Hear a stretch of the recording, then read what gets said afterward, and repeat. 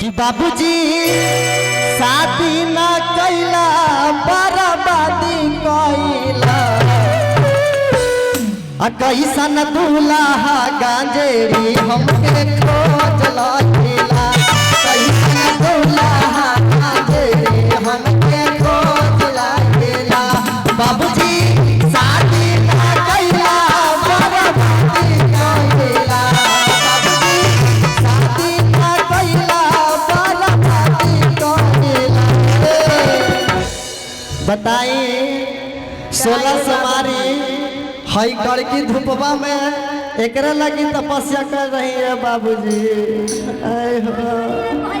भैया नसीब में रही वही के रही है भैया।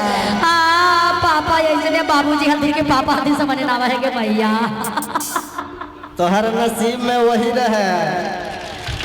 बोल सच्चे दरबार की अब बाबूजी शादी ना कैला बर्बादी कैला बाबूजी शादी ना कैला बर्बादी कैला कैसन दूल्हा गांजेरी हमके खोज लखेला कैसन दूल्हा गांजेरी हमके खोज लखेला।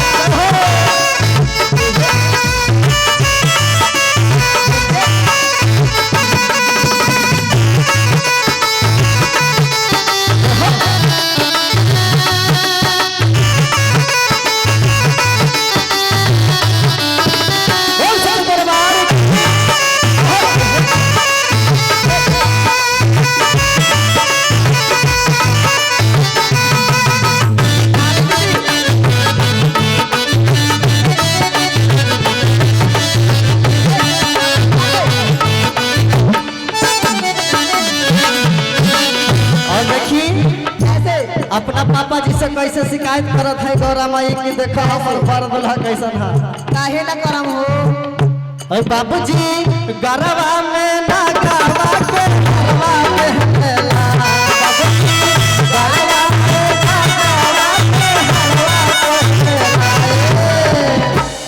अरुण करतीरा सुनदा मर के डाल अरुण करतीरा सुनदा मर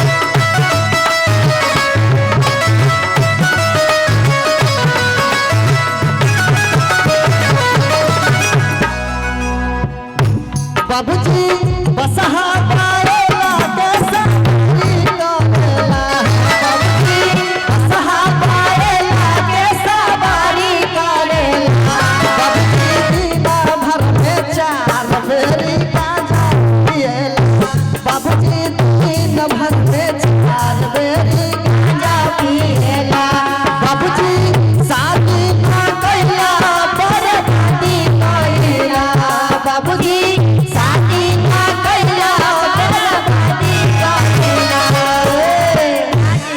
बताओ तोहरा बाबूजी कितना निर्दय रहे गंजेड़ी भंगेड़ी के हाथे थमा देले जेना बैठल हथि हम ऐसा खोज के लिए दिन सुधीर जी ऐसा तक कुछ करे का ए जे बैठल गुंदा न सब देख के हंसी थकुरा हां ना ना सखी ए सुधीर जी गंधेरी ना हा ए बैकुंठ धाम के भोले बाबा हा हाँ हाँ बैकुंठ धाम के बा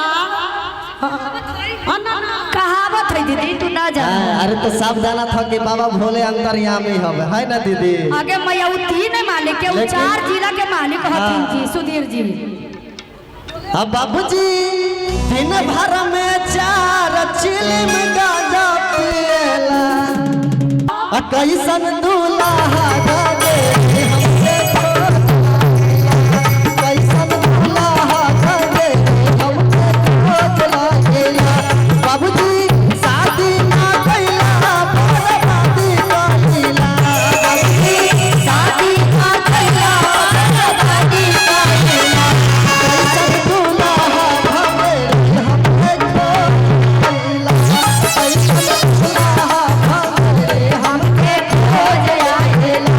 कैसन दूल्हा हमरे हमके खोज लागेला।